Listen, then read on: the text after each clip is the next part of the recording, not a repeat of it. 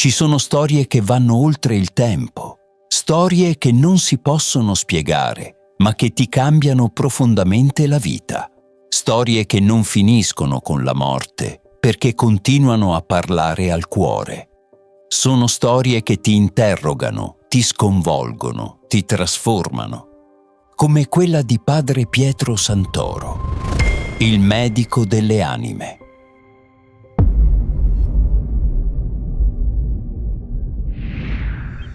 Era il 27 di febbraio. Qualcosa mi spingeva verso questa chiesa qui, che era la chiesa di Santa Ninfa. Entrai e vidi tutto buio. Mi incamminai verso l'altare per cercare un sacerdote per poter benedire l'immaginetta delle mie bimbe. Lui non mi conosceva, io non conoscevo lui. Alla nascita ho avuto una paresi splastica che mi ha portato tanta sofferenza. Eppure lui lo sapeva. Mi ha detto: so la tua sofferenza da quando sei nata. Ho detto, pensavo io, no, non è possibile, come fa a saperlo che ho sofferto tutta una vita di questa mia difficoltà?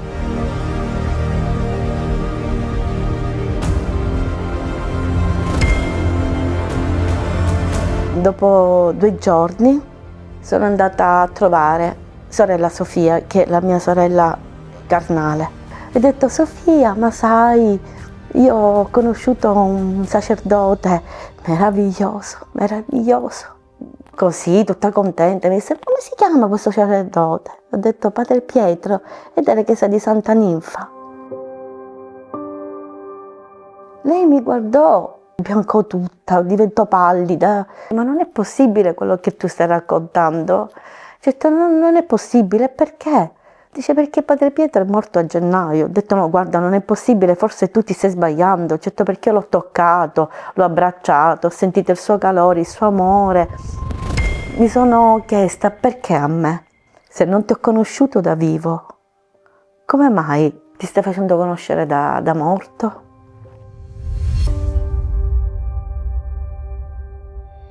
Volto pulito, nitido, occhi cristallini, limpidezza di vita, trasparenza di vita. In Padre Pietro Santoro c'era veramente l'immagine del Cristo buon pastore. Una persona veramente di grande umiltà, non ha voluto mai mettersi al centro o mettersi in mostra. Siccome lui metteva sempre le cose più trasandate, allora avevo pensato di mettere all'interno del cassetto la parte inferiore, mettere le camicie un po' più trasandate e quelle più nuove di sopra. Invece lui, furbetto, prendeva sempre quelle più vecchiotte. E io ho detto: ma Padre Pietro, perché? No, ma io non posso, devo mettermi le cose usate, non posso mettermi le cose nuove. Anche in questo era molto umile. Uscivi dai suoi colloqui spirituali e dalle sue anche confessioni libero dentro, guarito dentro. Avvicinarsi a lui era sperimentare la dolcezza, l'amore del Padre. Si aspettava 3-4 ore per poterlo incontrare, anche per una confessione, e lui seduto in quell'angolino, dietro quel tavolino, e tante persone che aspettavano il turno. Chi si avvicinava a lui nella confessione alle volte poteva avere, difficoltà a parlare. Era Padre Pietro che ti aiutava a parlare, alle volte proprio dicendo lui quello che uno aveva in cuore di dire. Ti scrutava dentro e sapeva anche profetizzare quello che sarebbe accaduto poi successivamente nella tua vita. Un carisma profetico sicuramente. Persone che non riuscivano a liberarsi da certi pesi per anni, ferite anche interiori, psicologiche. Ecco, da vero medico delle anime le ha curate.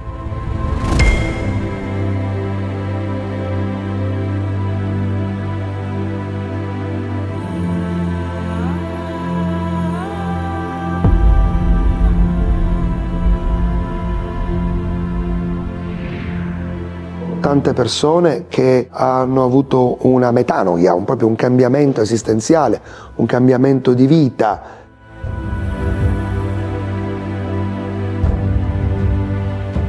In un momento in cui avevo perso la gioia di vivere ogni giorno la vita quotidiana, ho avuto la grazia di conoscerlo. Mi sono trovata da lui capita e accolta. Mi ha letto nel cuore. Effettivamente parole che non ho detto, lui me le ha proprio dette. Cioè quello che sentivo nel cuore, quello che stavo vivendo. E così da quel giorno ogni settimana mi recavo lì a Santa Ninfa, sia per l'adorazione e sia per la confessione. Ho iniziato ad avvicinarmi sempre più alla Chiesa, proprio ad avere fiducia nei sacerdoti. Quando tu ti sedevi era lui che parlava, come se lui già ti avesse visto tanto tempo prima, conoscesse il tuo cuore. Io personalmente devo tanto a Padre Pietro, io lo chiamavo Pietruzzo, ero il suo autista, il suo Giovanbattista, diciamo per ridere, perché lo prendevo, lo accompagnavo spesso la domenica, il sabato, quando ero libera. Io ricordo che l'ho conosciuto in un momento difficile della mia vita, ero a un passo dalla depressione per tanti motivi. Quando la mia amica mi disse che c'era questo sacerdote che dopo l'adorazione poggiava il Santissimo sul capo, questa cosa mi ha colpito. Un giorno, ricordo anche il giorno preciso, che stavo veramente male, lui si trovava a Reggio Calabria, ero quasi veramente su un punto forse della disperazione, data la situazione veramente diciamo di sofferenza anche psicologica che avevo addosso. Lui quel giorno mi disse: io mi prendo, faccio carico di questo tuo peso. Lui veramente si è addossato il mio dolore, io posso dire questo, lui si è addossato il mio dolore, la mia sofferenza. Non volevo che lui soffrisse per me, lui mi ha risposto: io sono il tuo padre spirituale e posso farlo. E lui mi ha liberato, Da quel giorno la mia vita è cambiata, è andata sempre meglio, ho ricominciato a stare meglio. Ho conosciuto Padre Pietro Santoro all'età di 15 anni, mi trovavo nel chiostro del convento di Santa Ninfa, ero con altri ragazzi della mia età per un momento anche così di discernimento, e eravamo fine anni 80, lui era il provinciale dei Camilliani, e quando mi vide mi guardò, mi scrutò e mi disse: ma tu lo ami Gesù? Lo ami veramente Gesù? Davvero quella domanda fu per me fulminante e trasfigurante. Un uomo al servizio di tutti. Ma prima di diventare il medico delle anime, anche lui, come ciascuno di noi, dovette affrontare le sfide quotidiane dell'esistenza umana. A sostenerlo, tra i modelli di riferimento e gli ispiratori della sua vita sacerdotale, vi fu un altro medico decisivo nel suo cammino.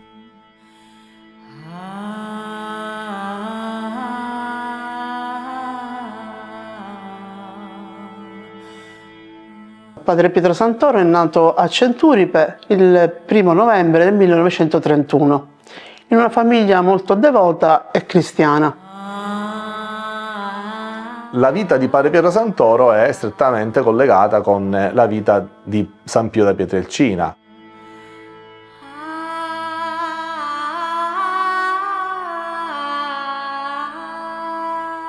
Il modello che Padre Pietro seguiva nella sua vita sacerdotale chiaramente era Gesù Cristo e poi la Santa Madre di Dio, ma come sacerdote per lui veramente modello da seguire, da imitare, era Padre Pio. La sua guida mistica lo accompagnò sin dalla nascita, fin dal giorno del suo battesimo, come guidato e protetto dal cielo. San Pio da Pietrelcina era convinto che non bisognava rimandare il battesimo, proprio perché la realtà del peccato originale è vera, reale, e proprio perché esiste questo combattimento tra il bene e il male, a cui nessuno si può sottrarre, neanche il bambino appena nato. Padre Pietro fu battezzato subito e dalla nonna, perché papà voleva attendere i suoi tempi. La nonna di nascosto l'ha portato in chiesa e lo ha fatto battezzare quando appunto era appena nato, all'indomani dalla nascita. Quando poi i genitori si sono convinti di battezzarlo, ecco, la nonna è venuta allo scoperto e ha detto: già, è stato fatto. Talvolta il Signore manda aiuti umani o divini per guidarci lungo il cammino che ha tracciato per noi, affinché possiamo superare ostacoli sempre più grandi e proseguire verso la missione che ha da sempre pensato per la nostra vita. È il caso di Padre Timbanaro, guida spirituale che il Signore pose accanto al giovane Pietro durante il tempo della sua formazione tra i Camilliani. Padre Pietro Santoro, anche lui aveva vissuto un periodo particolare della sua vita in cui aveva deciso di lasciare la vita religiosa. Perché aveva avuto un problema prima dell'ordinazione, giustamente un piccolo ripensamento. Ma incontrò il suo confessore che si offrì per lui. Gli disse che lo avrebbe aiutato offrendo proprio la sua vita per la continuazione del suo noviziato, perché diventasse sacerdote. Padre Timbanaro, che si era offerto per lui, per il suo sacerdozio, dopo pochi giorni effettivamente morì. E posso dirvi che Padre Pietro Santoro ha dovuto affrontare anche tante incomprensioni, tante persecuzioni, ma si è abbracciato alla croce col sostegno di Maria. Quando era un giovane seminarista, lui scopre, se così si può dire, Trattato della vera devozione a Maria di San Luigi Maria Grigno de Montfort. Questo meraviglioso scritto introduce proprio alla devozione a Maria, alla consacrazione a Maria. Ricordano i suoi compagni del tempo che Padre Pietro, allora ancora ragazzo, dopo la lettura di questo libro cambiò. È stata veramente una sua conversione mariana. Notarono in lui un cambiamento, un zelo maggiore, soprattutto nei confronti della Vergine Maria.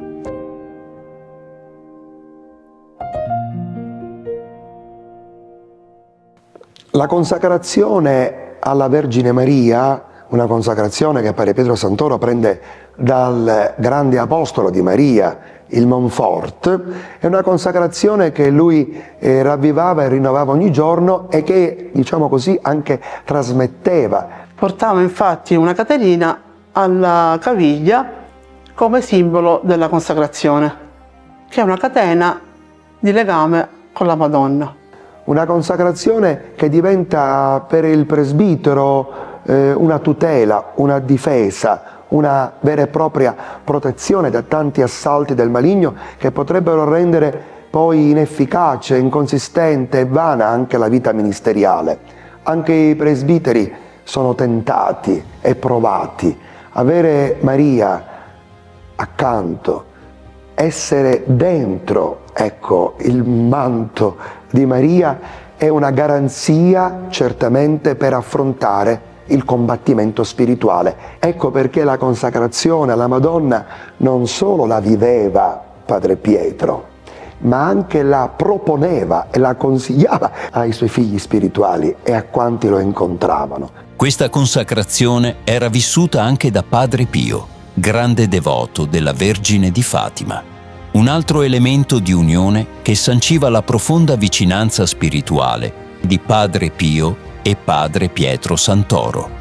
Lui ha conosciuto Padre Pio quando era novello sacerdote, è andato a San Giovanni di Rotondo, ha visto la messa celebrata da Padre Pio ed è rimasto molto colpito da come Padre Pio celebrava la messa. Questo lo ha segnato, lo ha caratterizzato per tutta la sua vita sacerdotale e quindi quando Padre Pietro celebrava la Santa Messa la celebrava con quell'intensità che ha visto in Padre Pio da Pietrelcina. Ha avuto anche la possibilità di scambiare due battute con San Pio, c'è una cosa molto simpatica perché il fondatore dei Camilliani, San Camillo dell'Ellis, siamo nel 1500, è passato da San Giovanni di Rotondo, è stato accolto dai padri cappuccini che erano già presenti a San Giovanni Rotondo quando ancora era un giovane scapestrato. Quel primo contatto, ecco, con i padri cappuccini è stato l'inizio di una conversione.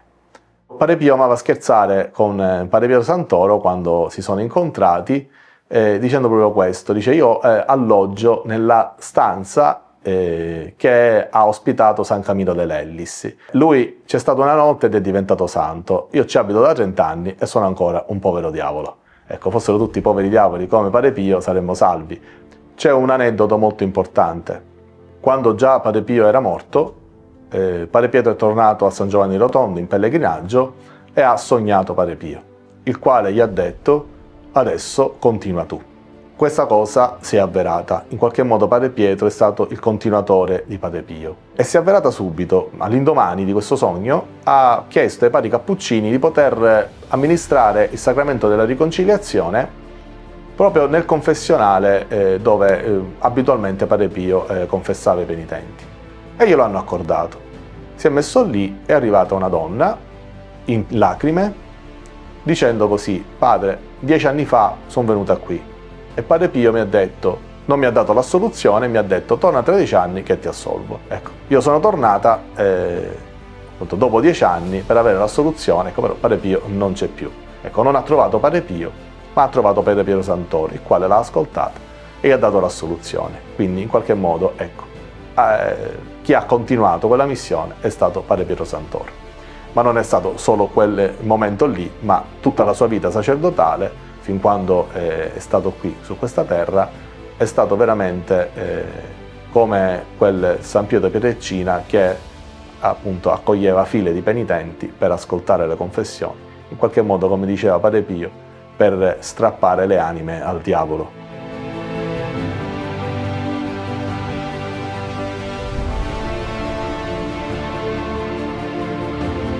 Il carisma di Padre Pietro Santoro è il carisma della sua congregazione di appartenenza, che è quello camilliano.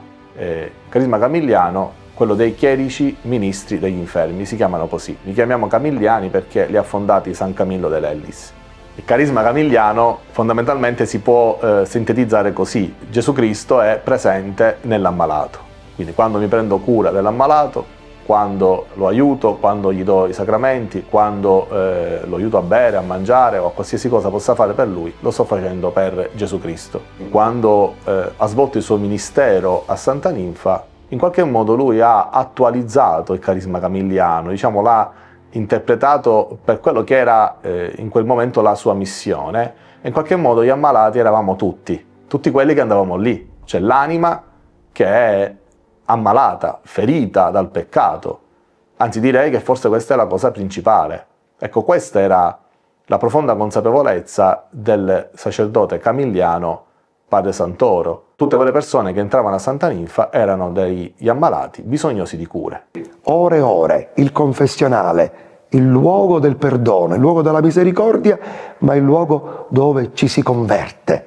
E a questo puntava Padre Pietro Santoro: pentimento e conversione e vita nuova.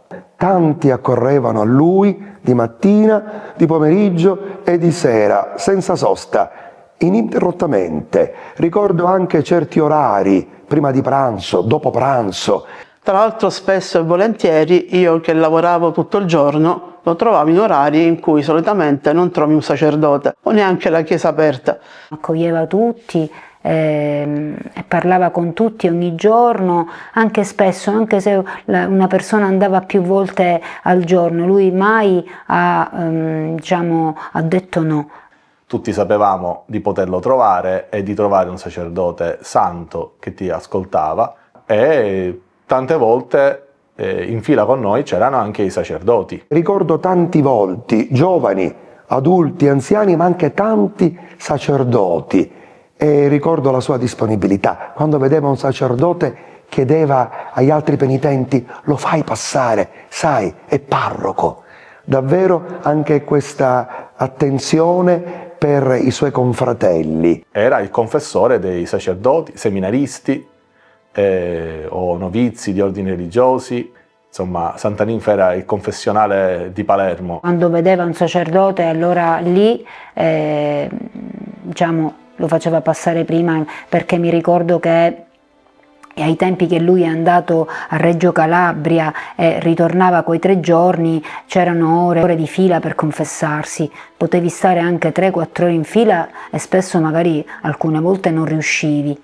E allora in quel caso magari se c'era un sacerdote o un religioso lui lo faceva passare. Devo dirvi che non riusciva a comprendere, a capire come persone che proprio dopo pranzo bussavano al suo campanello ricevevano subito Padre Pietro Santoro pronto per il confessionale. Non è facile dopo pranzo mettersi a disposizione del sacramento della confessione, ma anche la sera, anche nei momenti più impensabili della giornata, già di buon mattino Padre Pietro Santoro, dopo le sue preghiere personali, era a disposizione. Ricordo la sua pazienza nell'attendere file e file di penitenti. Si trattava di centinaia di persone che attendevano, e poi anche la sua presenza davvero quando accoglieva il nuovo penitente, non si scorgeva in lui nessuna anche ruga di stanchezza.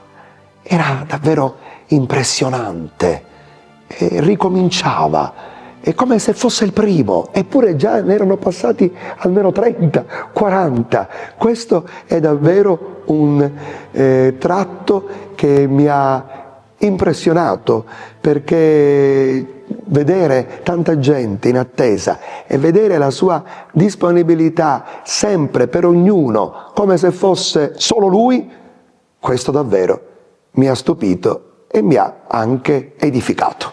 Devo dire però che era anche un piacere attendere, perché si pregava. In qualche modo ti veniva spontaneo pregare. Stava sempre seduto in quell'angolino, senza alzarsi, neanche per i bisogni più necessari, anche bere un bicchiere d'acqua, anzi lui spesso faceva proprio dei fioretti e chiedeva anche di fare dei fioretti. Si alzava solamente poi un po' prima per la celebrazione, e subito dopo la celebrazione si andava a risedere per ricominciare a confessare o a parlare con le persone che lo incontravano. Qualcuno potrebbe dire: ma non si riposava? Non dormiva? Non faceva la siesta? Non prendeva il caffè? Padre Pietro Santoro aveva a cuore la salvezza delle anime, e prima di tutto, innanzitutto, viene la salvezza delle anime.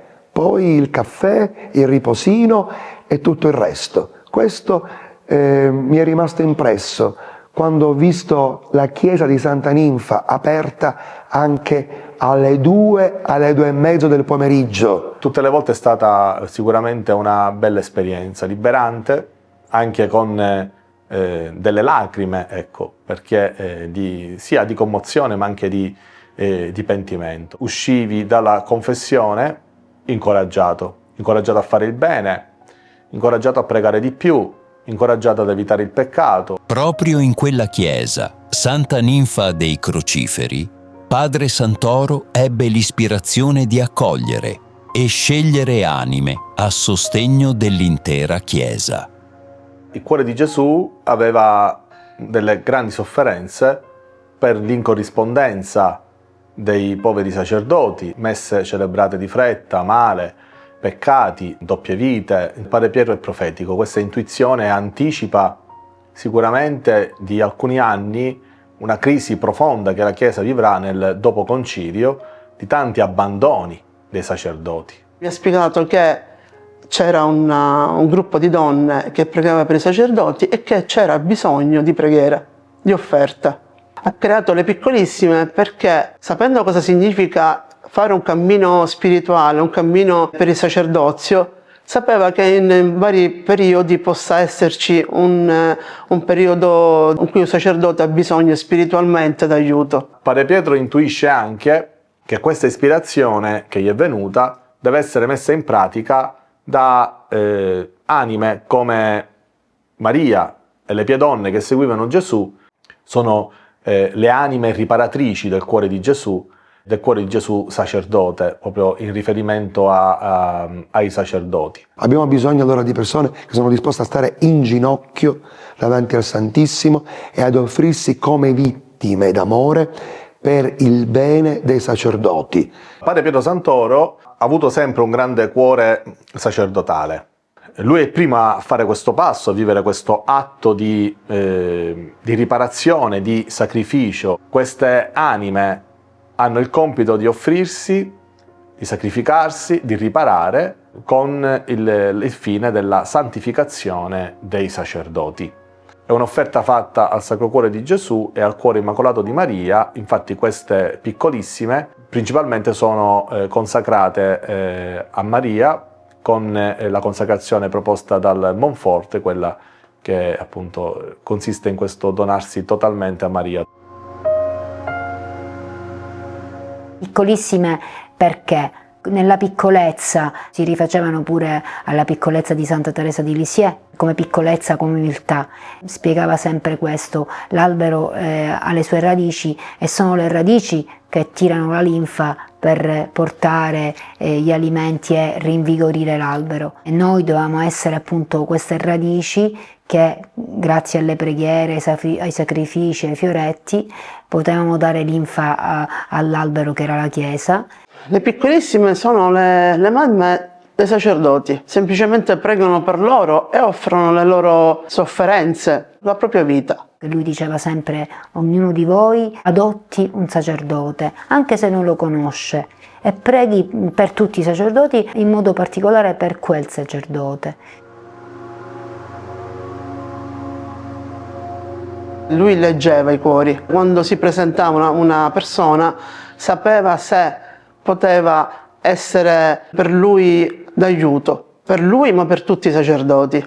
Incoraggio certamente quello che Padre Pietro Santoro ha fondato, questo gruppo di piccolissime, e spero che in tutte le parrocchie ci siano realtà vive a sostegno del clero. Anche se non ci conoscevamo, capivamo che tra noi c'era qualcosa che ci legava. Tra di noi non ci conoscevamo, poi finalmente un giorno ha fatto un momento di preghiera al Preziosissimo Sangue. Ma è nella chiesa di Santa Ninfa che le piccolissime, insieme a tutti i penitenti, ai figli spirituali e ai semplici fedeli, venivano radunate e accolte da Padre Santoro attraverso momenti spirituali intensi. Tra questi, l'adorazione eucaristica era quella che più di tutto faceva breccia nel cuore dei presenti. L'adorazione non è altro che l'esaltazione, l'elevazione dell'amore. Infatti i pastori l'hanno baciato, adorato, in quel cuore di ogni delinquente che stava lì si accendeva una fiamma profonda, la fiamma della fede in Gesù, dell'amore in Gesù, la prima adorazione che fu fatta. Padre Pietro ha avuto l'intuizione di creare la Cappella del Deserto proprio a Santa Ninfa. Si è reso conto di quanto fosse importante l'adorazione eucaristica, quanto fosse importante creare una cappella di adorazione eucaristica perpetua, perché da lì ne vengono veramente tante grazie, non solo per chi va lì a pregare, ma per tutta la Chiesa. Io credo che sia stata la prima cappella di adorazione eucaristica perpetua a Palermo. Non ricordo che ce ne siano state altre prima di queste.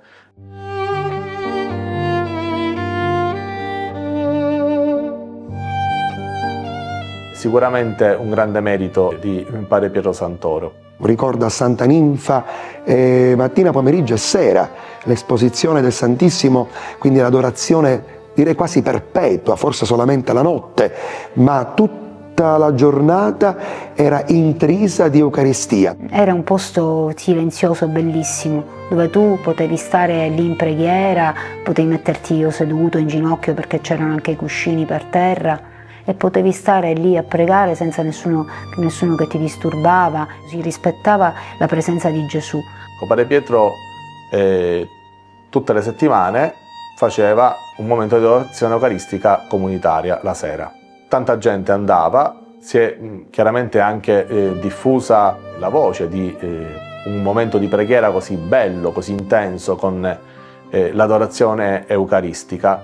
Padre Pietro viveva quel momento in maniera molto intensa e intima, era lui per primo a stare lì in ginocchio, senza distrarsi, con molto raccoglimento, silenzio, e guidava la preghiera, lanciava delle frasi infuocate di amore a Gesù, di amore all'Eucaristia, che trascinavano tutti quelli che eravamo presenti. Prendeva Gesù, prendeva l'ostensorio e faceva il giro dei banchi, passava vicino a noi, con rispetto, sempre con adorazione, mantenendo il raccoglimento, proprio per farcelo sentire più vicino, quindi poter fare in quel momento anche un istante di adorazione personale e ricevere una benedizione particolare.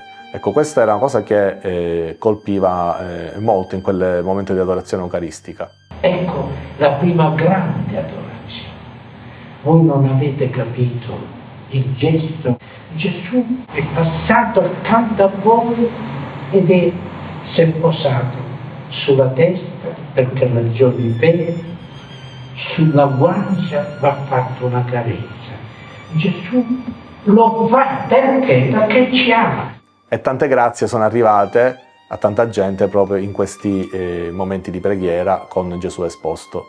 E tante persone magari che andavano via piangendo o andavano via prima abbracciandolo, baciandogli le mani, e lì percepivi che erano state toccate dalla parola di Gesù, e credo appunto che molte persone abbiano ricevuto grazie invisibili, visibili, probabilmente anche quelle soprattutto invisibili. Il suo rapporto con l'Eucaristia, penso alla celebrazione eucaristica, che tante volte noi forse dimentichiamo, è la rinnovazione del sacrificio di Cristo, è il memoriale della Pasqua. Bisognava davvero, fissare gli occhi su Padre Pietro Santoro, che si annullava durante la celebrazione eucaristica per dare la centralità a Cristo stesso. Anche la consacrazione, l'elevazione, tutto senza fretta, tutto senza premura. Tante volte abbiamo una partecipazione poco attenta, poco anche devota alla celebrazione eucaristica. Ecco, la celebrazione eucaristica di Padre Pietro Santoro ti spingeva all'adorazione, alla contemplazione e naturalmente poi anche alla vita vissuta. L'Eucaristia perno, centro della vita di Padre Pietro Santoro.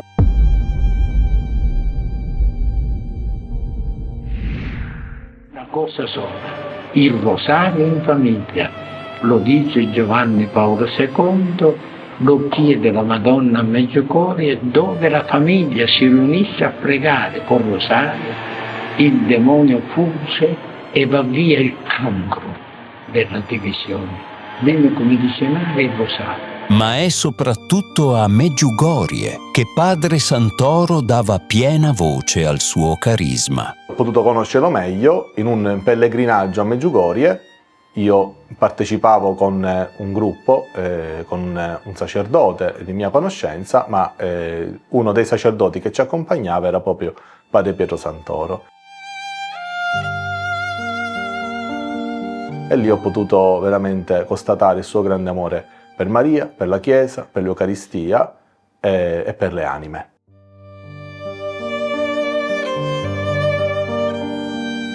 Ogni anno Padre Pietro si recava a Medjugorje e molti figli spirituali, anche io, vi partecipavano. Erano i momenti di gioia e di seguito alla Madonna. Stava sempre in mezzo a noi, i pellegrini, a disposizione per una parola, una confessione. E poi soprattutto pregava continuamente, il rosario in mano, pregava il giorno, pregava la notte. Recandomi a Medjugorje mi sono ritrovato con lui e anche sulla nave, e poi ho avuto la possibilità anche di dormire con lui, eravamo io e lui. Sembrava una notte trascorsa con Dio, perché abbiamo parlato per diverse ore, di Dio e di quello che Dio voleva da noi.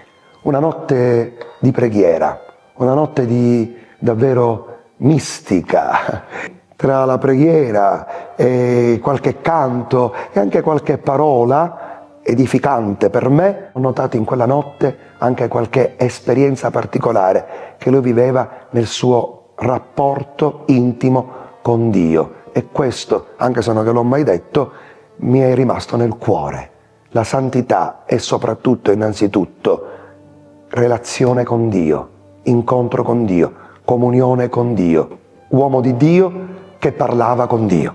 Nella nave che ci porta dall'Italia alla Bosnia-Erzegovina, Padre Pietro ha voluto celebrare la Santa Messa. Ha celebrato la Santa Messa in nave, così come lui amava celebrare la Messa, con intensità, con devozione, nonostante appunto la nave poteva essere, ecco, anche abbastanza dispersiva, c'era tanta gente, ma lui nella sala principale, dove chi viaggia in nave si mette lì a riposare o a ristorarsi, ecco, lì proprio abbiamo organizzato la celebrazione eucaristica alla quale abbiamo partecipato tutti. Abbiamo incontrato una signora che accompagnava i pellegrini. Aveva chiesto alla Madonna: mandami un segno.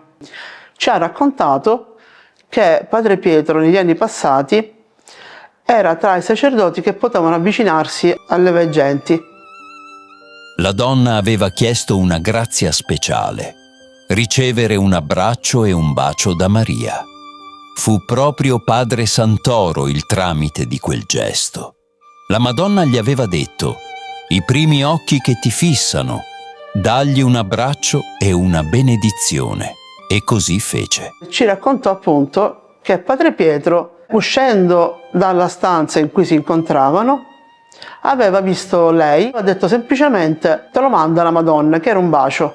Gliel'aveva dato, io ho detto: te lo manda la Madonna. A Medjugorje confessava dalla mattina fino a quando in pratica era pranzo, e lo stesso il pomeriggio, tanto che a me e a un'altra amica chiedeva di ricordargli l'orario del pranzo o della cena, perché sennò continuava a confessare tutto il giorno.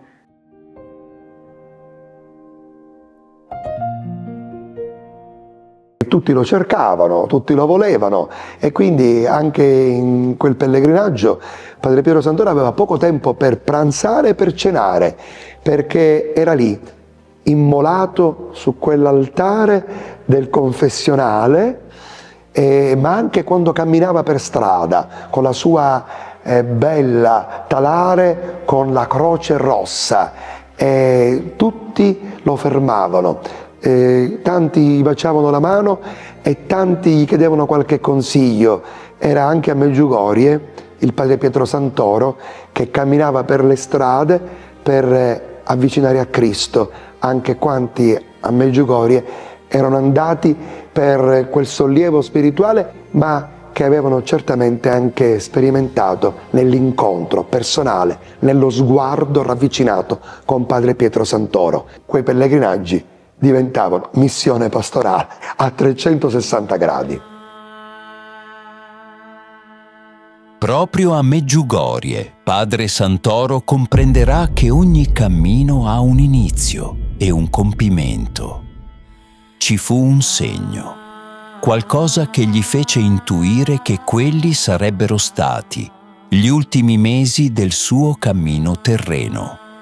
Stranamente è scivolato salendo sul Podbrudo, stranamente perché era seguito da me, aiutato da me e da un'altra persona. Siamo arrivati soltanto alla Croce Blu.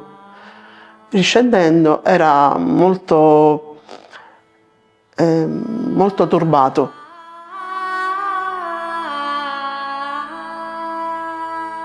A parere mio era arrivato il momento di andarsene.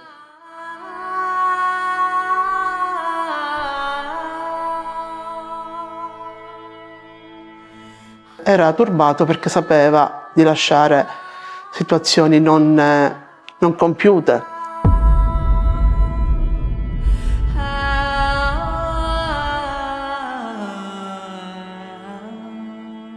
Il venerdì che precedeva la domenica della sua dipartita, io non ero presente, però mi hanno raccontato che non stava molto bene già il venerdì. Quel venerdì era molto sofferente. L'adorazione coristica comunque continuò. Aveva difficoltà a riporre il Santissimo e così si fece aiutare. Aveva difficoltà a muoversi, ma continuò comunque lo stesso l'adorazione, anche le confessioni. Stava male, ma non si è fermato. Mi accompagnò davanti al portone per uscire, ma io gli dissi ci vediamo la prossima settimana, è rimasto zitto.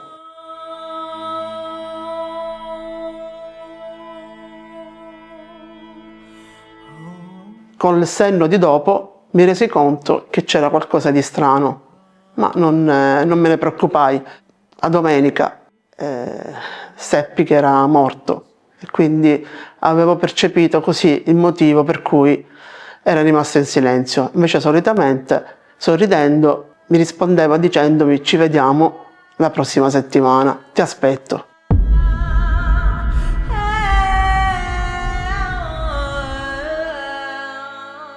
Io poi lo incontrai il sabato mattina perché lo accompagnavo a dire messa sia dalle Benedettine che dal Preziosissimo Sangue. Lui già continuava a stare male, tant'è vero che io gli dissi si vada a riposare, l'ho accompagnato nella sua stanza, il tempo che si è cambiato, si è rivestito e l'ho visto uscire dalla stanza per scendere per andare a confessare. E gli dissi, ma Padre Pietro sta male, non può confessare in queste condizioni, ma lui non ha ascoltato ed è sceso. L'unione con la missione di Padre Pio giunse così al suo compimento più alto, l'ultima messa, vissuta come Cristo sull'altare, nel dolore, nell'offerta di sé, e in una totale adesione alla volontà di Dio. L'8 gennaio era il battesimo, la ricorrenza del battesimo di Gesù. Sono andata a prenderlo la mattina, l'ho accompagnato dalle Benedettine, ha celebrato, dopo la celebrazione io ho visto che era sceso quasi barcollante.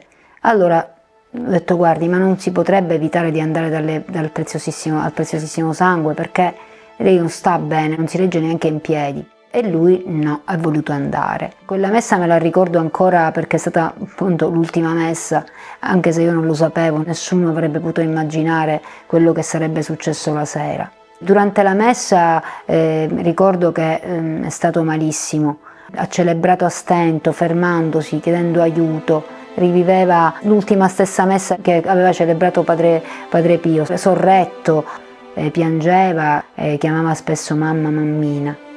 Mamma mammina. Ogni tanto appunto si allontanava perché aveva bisogno di bere un po' d'acqua, anche del bagno. Dopo questa messa un poco particolare, che me la ricorderò veramente per tutta la vita, l'ho riaccompagnato in convento, diciamo in chiesa, e io sono tornato a casa mia.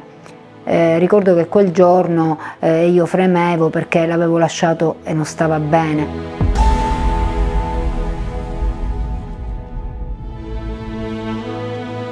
Questa domenica ricordo che io dovevo accompagnare mia madre a un concerto, pensavo a Padre Pietro in quelle condizioni da solo. Mia madre a un certo punto mi dice, sai, mi accompagna papà al teatro, e quindi io con un fulmine,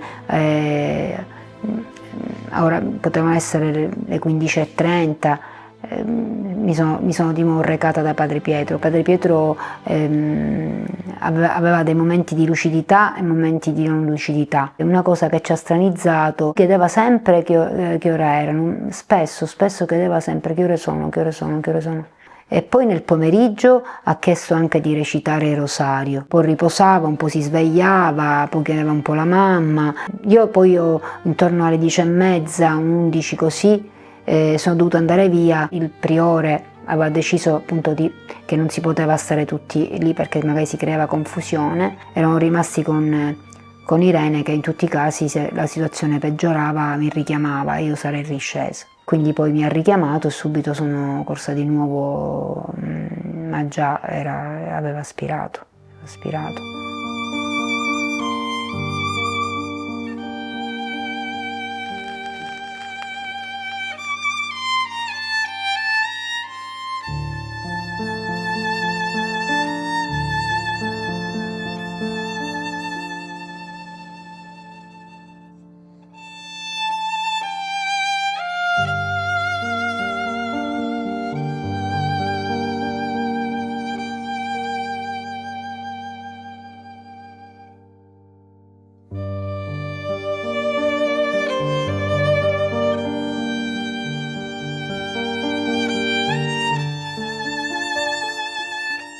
Dopo la morte di Padre Pietro, tanti figli spirituali, tanti penitenti o comunque persone che hanno trovato in lui una guida spirituale, un padre, sono fin da subito state convinte che Padre Pietro era in cielo, in paradiso. La fama di santità di Padre Pietro è legata anche a questa esemplarità di vita cristiana e sacerdotale. Ecco che tanti religiosi e sacerdoti che lo hanno conosciuto in vita o che hanno saputo della sua vita anche dopo la sua morte, hanno preso spunto per vivere una vita sacerdotale santa. L'esempio trascina, l'esempio ci rende credibili.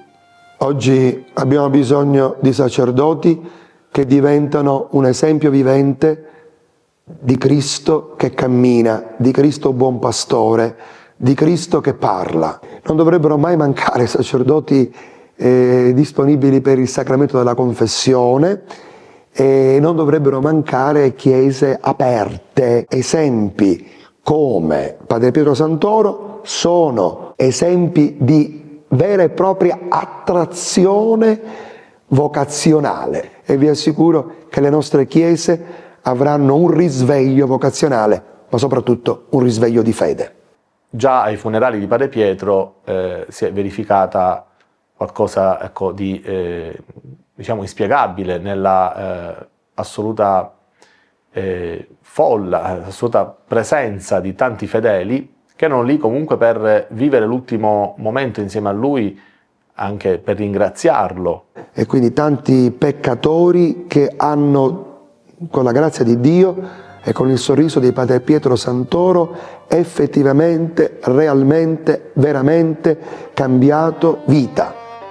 Tante sono state le grazie spirituali durante la sua vita terrena, ma anche dopo la sua morte continuano a manifestarsi segni e storie misteriose che sorprendono il cuore e invitano alla riflessione sulla santità di un uomo che si è donato interamente per amore. Spesso si sentivano appunto magari persone che dicevano quella persona X ha incontrato Padre Pietro e adesso aspetta un bambino dopo tanti anni o comunque sta un poco meglio, si è ripresa dalla malattia. È stato tramite Padre Pietro di grazie che Gesù, che la Madonna hanno voluto fare a tante persone, in particolare per esempio donne che non riuscivano ad avere dei bambini, ad avere figli. Sicuramente le grazie ci sono state e io credo di averla ricevuta.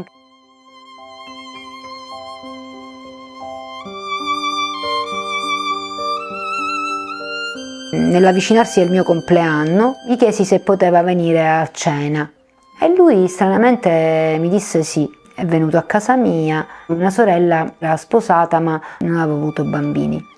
E quindi era una situazione anche di dolore, di dispiacere, perché è capibile che una donna desidera essere mamma. Durante la sera la cosa che più mi ha stranizzato è che Padre Pietro è stato a casa pochissimo, ha cenato e poi mia sorella lo ha chiamato, è andato nel soggiorno con mia sorella, lui ha messo la mano sulla pancia, poi lo abbiamo accompagnato a casa tutto finto là. E dopo qualche mese mia sorella mi telefona e mi dice che aspettava un bambino e poi Marta è nata a marzo. Io ci credo profondamente che Padre Pietro abbia pregato e chiesto appunto alla Madonnina l'intercessione perché speriamo appunto che anche altre mamme, future mamme, possano avere questa grazia come l'ha ricevuta mia sorella. Ecco, Padre Pietro con molta dolcezza, ma anche con molta semplicità, ha detto a queste donne: stai serena, perché Dio ti darà un figlio.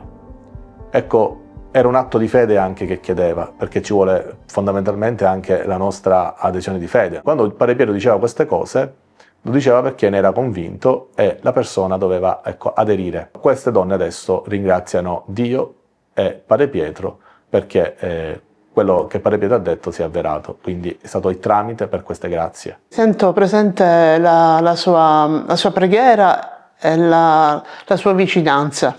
Anche oggi, cioè tutti i giorni, anche nei momenti difficili.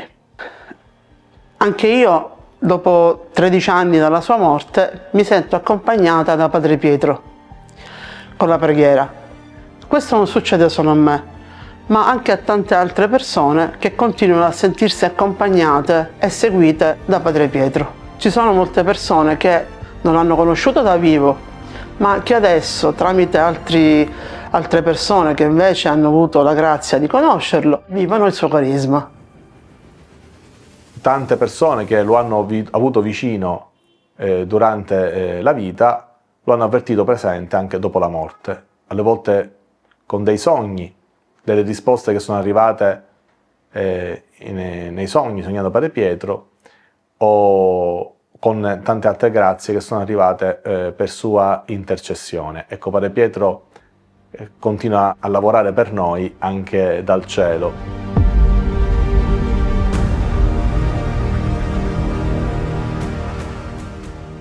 Sono andata a trovare sorella Sofia, che è la mia sorella carnale.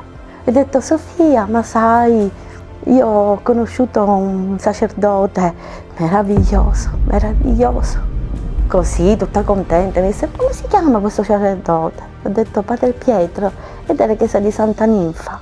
Lei mi guardò, biancò tutta, diventò pallida. Ma non è possibile quello che tu stai raccontando? Ho detto: non è possibile, perché? Dice: perché Padre Pietro è morto a gennaio. Ho detto: no, guarda, non è possibile, forse tu ti stai sbagliando. Ho detto: perché l'ho toccato, l'ho abbracciato, ho sentito il suo calore, il suo amore.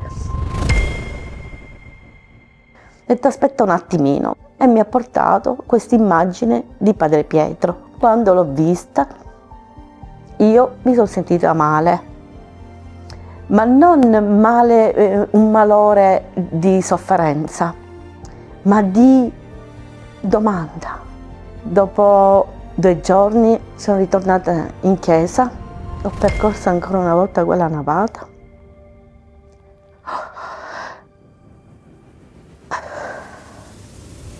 Ho guardato dove era lui, ma non c'era più nulla di lui.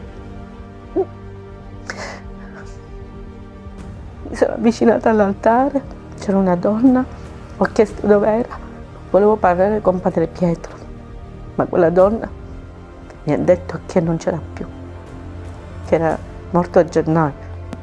Mi sono chiesta: perché a me, se non ti ho conosciuto da vivo, come mai ti stai facendo conoscere da morto?